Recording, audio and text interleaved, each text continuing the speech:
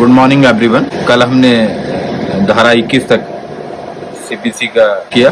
अब हम आज धारा 22 क्या है कि जो वाद एक से अधिक न्यायालयों में संस्थित किए जा सकते हैं उसको अंतरित करने की शक्ति। जो वाद एक से अधिक न्यायालयों में संस्थित किए जा सकते हैं उसको अंतरित करने की शक्ति, यानी power to transfer suits which may be instituted in more than one. यानी कि जहां कोई वाद दो या अधिक न्यायालयों में से किसी एक में संस्थित किया जा सकता है, वहां ऐसे न्यायालयों में से किसी एक में संस्थित किया गया है, वहां कोई भी प्रतिवादी अन्य पक्षकारों को सूचना देने के पश्चात यथासंभव सर्वप्रथम अवसर पर और उन सब मामलों में जिनमें विवादक स्थिर किए जाते हैं, ऐसे स्थिरीकरण के समय या उसके पहले किसी अन्य न्यायालय को वाद अंतरित किए जाने के लिए आवेदन कर सकेगा। और वह न्यायालय जिससे ऐसा आवेदन किया गया है अन्य पक्षकारों की यदि कोई हो आक्षेपों पर विचार करने के पश्चात यह अवधारित करेगा कि अधिकारिता रखने वाले कई न्यायालयों में से किस न्यायालय में वाद चले। तो यह है जो वाद एक से अधिक न्यायालयों में संस्थित किए जा सकते हैं उनको अंतरित करने की शक्ति, यानी power to transfer suits which may be instituted in more than one. तो ये सेक्शन 22 में बताया गया। सेक्शन 23, क्योंकि हम क्रमबद्धता को लेके चल रहे हैं इसलिए इन सेक्शंस को बताना भी जरूरी है। अब किस न्यायालय में आवेदन किया जाएगा ट्रांसफर के लिए? तो देखिए, ट्रांसफर के लिए जो आवेदन किया जाएगा, जहां अधिकारिता रखने वाले कई न्यायालय एक ही अपीलीय न्यायालय के अधीनस्थ हैं, वहां धारा 22 के अधीन आवेदन अपीलीय न्यायालय में किया जाएगा। यानी कि यदि हमें कोई सूट ट्रांसफर कराना है सिविल जज जूनियर डिवीजन के यहाँ से या सीनियर डिवीजन के यहाँ से, तो उसको हम जिला जज साहब के यहाँ प्रोड्यूस करेंगे, जिला जज साहब के यहाँ आवेदन करेंगे। और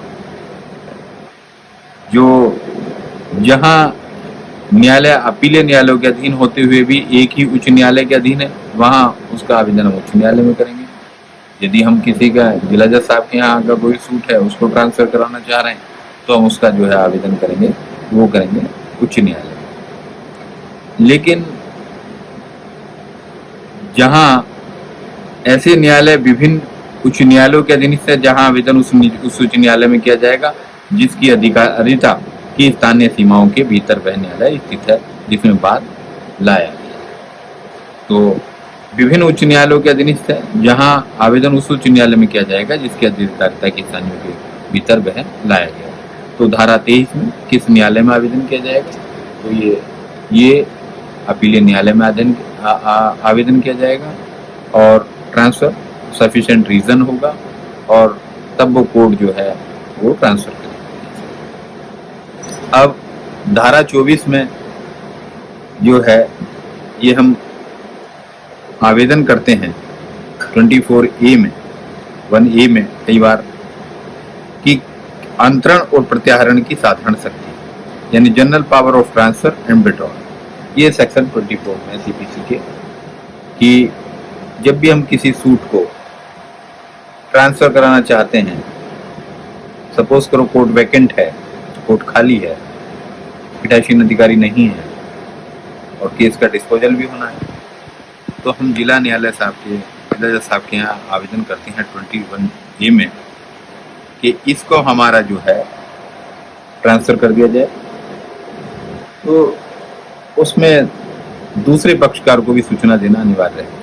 वैसे भी सीपीसी में, वैसे भी जनरल रूल सिविल में इसके बाद कोशिश करूँगा कि उसको भी ख़त्म करूँ, वो भी पढ़ाना ज़रूरी है, क्योंकि सिविल की एडवोकेसी के लिए या सिविल सिस्टम में जाने के लिए, सिविल साइड में जाने के लिए सीपीसी जनरल रूल सिविल का भी ज्ञान बहुत अनिवार्य है।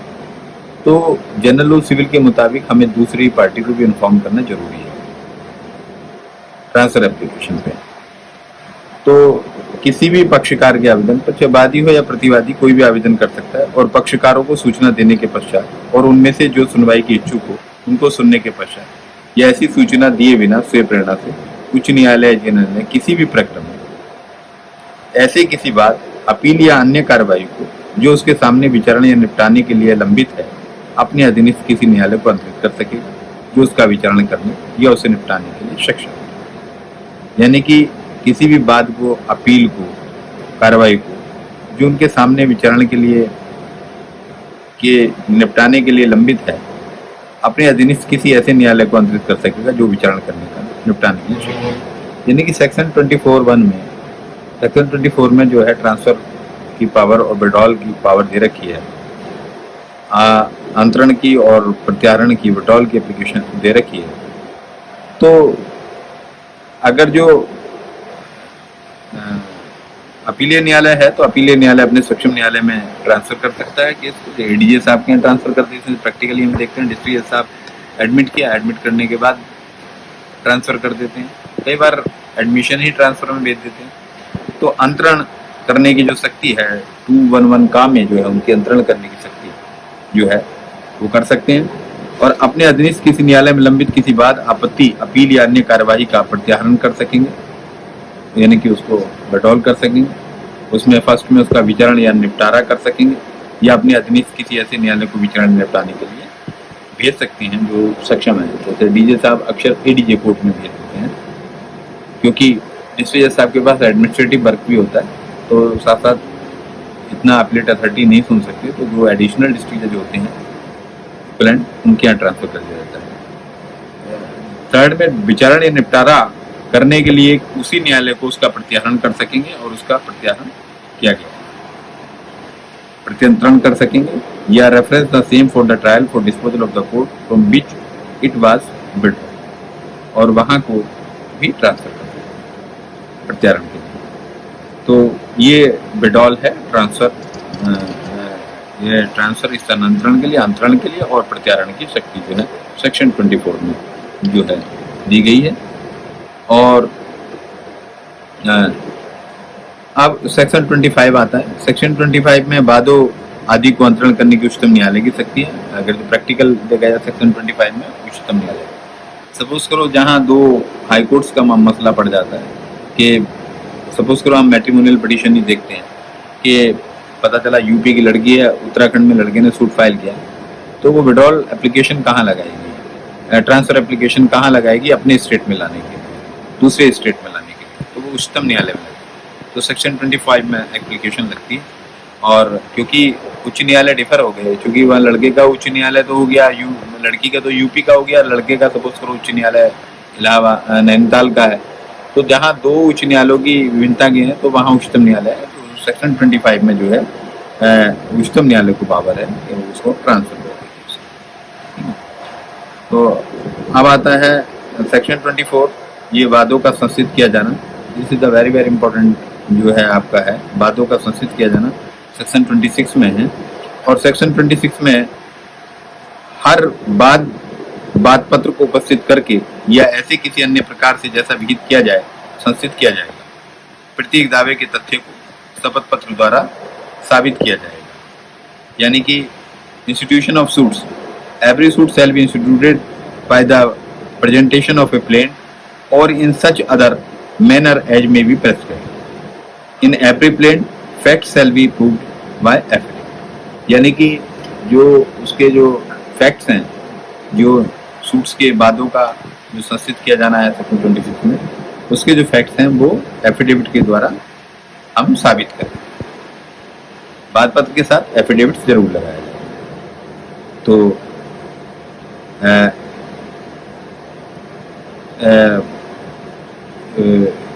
एक वाणिज्यिक न्यायालय अधिनियम 2015 में जो संशोधन किया गया, उसमें भी विनिर्दिष्ट मूल्य के अधीनस्थ वाणिज्यिक विवाद के संबंध में किसी बात में उसके लागू होने में धारा 26 की धारा उपधारा 2 में निम्न परंतु अंतर स्थापित किया जाएगा। अर्थात परंतु ऐसा कोई शपथ पत्र, जो शपथ पत्र है अभी मैं आपको जब ऑर्डर पढ़ाऊंगा तब बताऊंगा, शपथ पत्र आदेश 6 नियम 15 का के अधीन यथाविध प्रारूप और रीति में होगा।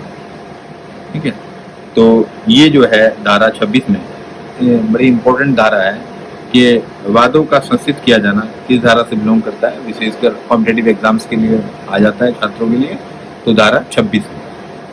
अब आता है सम्मन और प्रैक्टिकल। ये तो वाद संस्थित हो गया, वाद संस्थित होने के बाद प्रतिवादियों को सम्मन, यानी कि अपोजिट पार्टी को सम्मन कहते जाएंगे।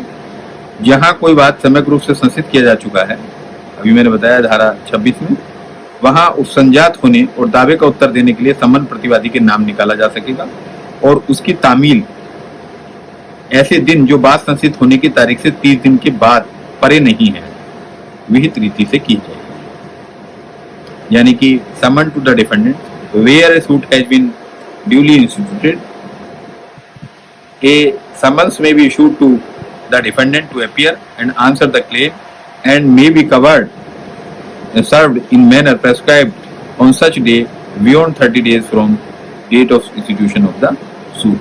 यानी कि ऐसे दिन जो बात संचित होने की तारीख से 30 दिन के बाद परे नहीं है, वहाँ जो है उसको सम्मन भेजे जाएंगे डिफेंडेंट्स को।